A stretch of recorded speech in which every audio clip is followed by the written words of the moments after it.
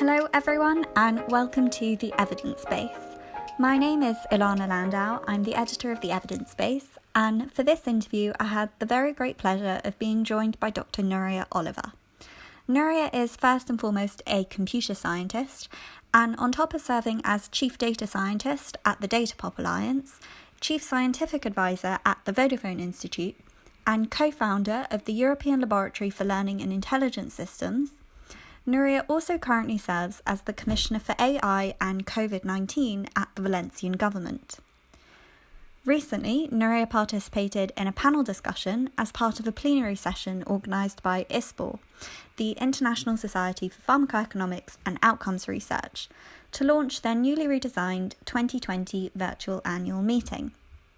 Recently, I was able to catch up with Nuria and discuss some of the topics that came up during the panel discussion in some more detail, specifically questions surrounding the roles mobile and app technologies could help play in the response to COVID-19. With that, I will hand over to Nuria, and I hope you very much enjoy this interview. Yeah, so I have worked on the use of data and AI for social good for over 10 years. I created those areas of work at Telefonica R&D first when I was scientific director, then at Vodafone, and also the NGO where I'm chief data scientist, Datapop Alliance, is devoted to that topic. So I'm quite familiar and passionate about the use of data and AI for social good. So when the COVID-19 pandemic started, or the crisis, I realized that there were opportunities being missed because I thought valuable data wasn't being used in a way that would be helpful. So I felt motivated to try to do something about it. And at the time, actually, I was sick. It was at the beginning or the middle of March. But I wrote an article for El País, which is one of the largest newspapers in Spain, talking about the value that mobile network data, the data captured by the mobile network infrastructure, the value that the data could have to help us understand human mobility, and therefore help us make better predictors of how the pandemic would move. I also contacted my old colleagues in the telecommunication companies, and I contacted a couple contacts that I had in the government, both the central government in Spain and the government of Valencia. And very quickly, I think even the same day, I got a very positive response from the government of Valencia. And they had already been thinking about how to leverage data and data science and AI to make better public policy decisions. And they were very enthusiastic about this idea. So they created the commissioner for AI and COVID-19. And basically what the commissioner consists of is a group of experts from the civil society, from the research institutions and universities in the Valencian region, working with me in a completely voluntary, altruistic manner in carrying out different types of analysis and models to basically help the government move towards a more evidence-driven policy making. Very good question. Yeah, so there are different use cases or different elements where the mobile phones bring value. The first one, which is the one that I referred to earlier, is the use of large-scale mobile data, not the data captured by a smartphone app, but the data captured by the cell towers that we have, in our cities and in our, landscapes, to be able to model large-scale human mobility, the mobility between regions, the mobility between cities, the mobility between countries. We can do that with the type of data. It's fully anonymized data and aggregated, but it's very valuable for at least 2 or 3 purposes. The first one is to measure how effective the containment measures are. So in order to slow down the progression of the pandemic, most countries in the world have implemented contention measures where the mobility of the population has been limited, right? But the question is, by how much? Is it actually working? Are people actually moving less?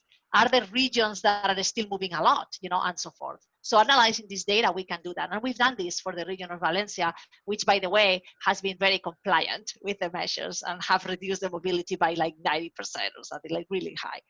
The second value of this data is to build more accurate epidemiological models.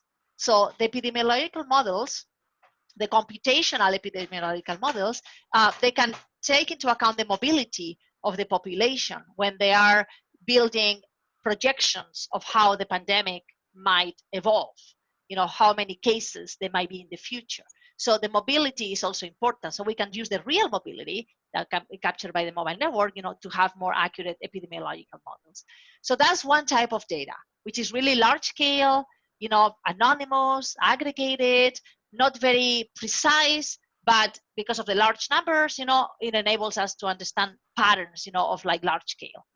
And then, of course, we have the devices that we all carry with us, right? Like the smartphones. And there are different use cases of how the mobile phones play a role in the context of a pandemic. The simplest one that has been used in many countries is using the phone for self-reporting your symptoms and for providing accurate, sort of like truthful information. One of the phenomena that is happening with the coronavirus pandemic is the explosion of fake news and misinformation and all sorts of strange recommendations and miraculous cures and all sorts of weird stuff that is going on, right? So governments and public administrations need a channel to communicate with citizens that is actually a reliable, truthful, way. And having an app that is giving you truthful information, about the virus seems like a good idea. Moreover, many countries have incorporated this idea of self-reporting the symptoms. So you enter in the app, how you feel, which symptoms you have, and then the app gives you a recommendation of what to do, and in many cases, the app is connected with the medical system, so you can make an appointment, and directly, see your doctor. And then we enter into other uses of the apps that are more controversial. Another set of uses is related to monitoring people when they are in quarantine. And this has been used in Asian countries, where you declare that you are in quarantine, and then you give permission to the app to actually do quite heavy monitoring your location, sending warnings if you are leaving your home, etc. This type of usage is not very likely to be approved in Europe because of our protection, of privacy and so forth. And then another set of uses are related to contact tracing, which you mentioned. How apps can help us do better contact tracing. So contact tracing is a well-known technique in epidemiology, whereby for every positive case, a team of epidemiologists or contact tracers, they do an interview to that positive case, and they ask them a lot of things. And among those things that they ask them to remember with who else they might have spent, at least 15 minutes within a 1.5 meter range, to have a close contact with them in the past 2 weeks, because those are likely people that might have been infected. And they also ask them to tell the name of these people and the phone number of these people, because then immediately when the interview is over, the contact tracers assess the risk, and if they think that the risk is high, they call these people and they do the interview to them to determine whether they might be infected, and so forth. So this technique is proven that it works to detect as quickly as possible the maximum number of possible, infected people. But it has some limitations, and that's where the mobile apps might help. Some of the limitations are, first of all, you have to remember all these close contacts. And for people who don't have very good memory, or for people who have a very intense social life, they might not remember everyone, that they had a close contact in the last 2 weeks. Secondly, those people have to have a name and a phone number, because otherwise, how can you contact them? So it doesn't capture the contacts that happened with people you don't know, someone in the subway that you were really close to, or in the airplane. And third of all, it's difficult for it to work across borders. It hasn't been designed really to work, across borders. Understanding that in Europe we have a single, we have freedom of movement, we have the Schengen space, people can move, and understanding those limitations is when one thinks, well, maybe we could use mobile phones to help us tackle, these limitations. The phones are always with us, so maybe if the phones talk to each other directly via Bluetooth, they can generate sort of like a record of all the contacts automatically, so we don't have to rely on memory, and the people don't have to have their phone numbers, and so forth. And that's where the idea of using mobile apps for contact tracing appears, but always as a complementary tool to the traditional manual approach. So in countries where smartphone-based contact tracing has been used for weeks now, like South Korea or Singapore, or even in China, but particularly South Korea and Singapore, it's just used as a complement to the traditional approach. So this is very important for us to understand that it's not gonna replace the manual contact tracing. I mean, there are a lot of challenges, not just about adoption, but in general with the actual technology. So regarding adoption, an obvious challenge is that you have to have a smartphone. If you don't have a smartphone, you can't install an app. So there is obviously a socio-demographic factor there, because small children don't have smartphones, maybe the elderly, some of them might not have smartphones, and so forth. And the second barrier comes that you have to have a smartphone that is modern enough that is compatible with these apps. So not all smartphones are compatible. Not all smartphones can use the Bluetooth protocol that is used in these apps. So then you are already removing, some of the people. Then you need to know how to install the app, which might not be obvious, for some people. And then the app itself has limitations.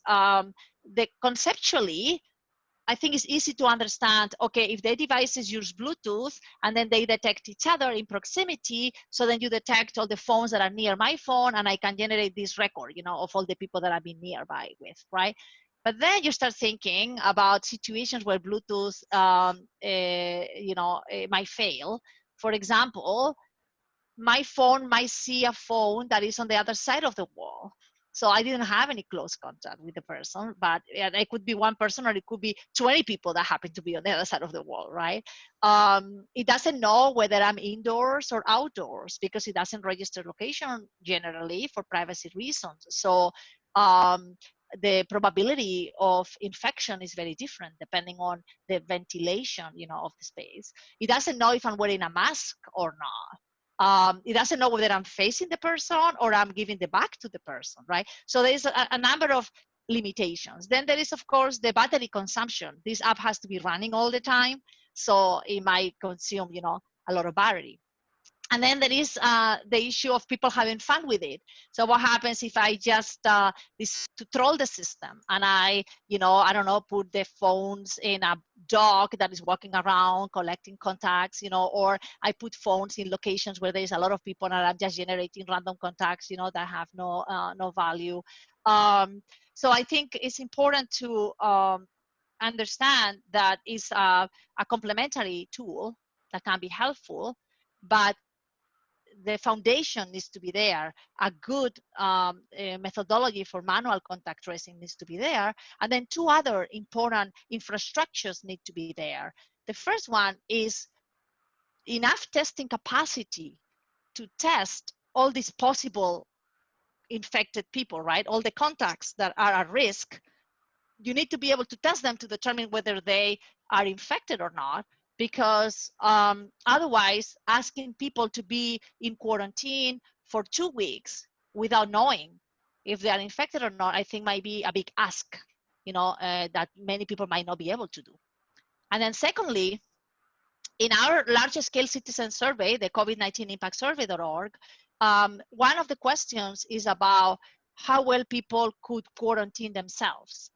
And we find that depending on the age range, between 25% to 40% of the participants in the survey, and we have more than 200,000 participants, tell us that they would not be able to quarantine themselves if they were diagnosed with coronavirus. The main reason is because they live with other people in an apartment and they don't have the ability to isolate themselves from them. Another reason is because they have to take care of other people, their children or their parents, and they cannot just remove themselves from their duties. The third most likely reason is because financially, they cannot afford not to work for 2 weeks. The fourth reason is because legally somehow they cannot take medical leave, like they wouldn't give them medical leave in their job. And then the fifth reason is because psychologically, after being confined for so many weeks, they cannot be 2 more weeks, isolated. It's very hard for some people. And then another reason, the last reason is, this is sort of like the frequency of the reasons, because of fear of being stigmatized by their communities. So if we want to make sure that we keep the number of cases more or less under control until a vaccine is found, we need to be able to do very good contact tracing, but we also need to be able to test as many of the possible infected people as possible, and then also provide the quarantine infrastructure necessary for all these people to be able to do an effective quarantine. Because if we detect them, but then they go to work because they cannot afford not going to work, it's not really very helpful, right? I think it's absolutely critical. It's absolutely critical. Multi-stakeholder collaboration is key at all levels. So both the civil society plays a critical role. I mean, an infectious disease doesn't become a pandemic if we don't communicate the disease to other people, right? If we don't transmit it, if we don't infect other people. So it depends on each of us, right? On the civil society, but also the civil society has a lot that it can contribute with. And for me, it's been very inspirational, this large-scale survey, this citizen survey, and how many hundreds of thousands of people are answering and contributing with their answers. Then we have the experts, the scientists, the people that have the domain knowledge, the people that really understand, and have tools that can be helpful. And then we have the public administrators and decision makers, and then finally we have industry, right?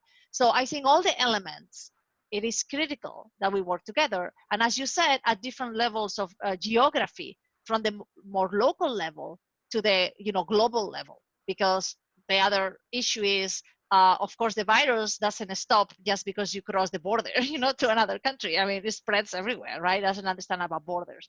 So being able to have this multi-stakeholder, multi-geography, so to say, scale collaboration, I think has proven to be a challenge, in the pandemic. Historically also has been a challenge, but I think it's absolutely key. And I think one of the weaknesses that we are experiencing and realizing is precisely the fact that we don't have such a effective way to collaborate among different stakeholders and among different spatial granularities, as it would be desirable to be able, to tackle the pandemic. So I'm hoping that this is one of the outcomes that will improve, and that will be one of the lessons learned, and that we'll be much better prepared for the next one.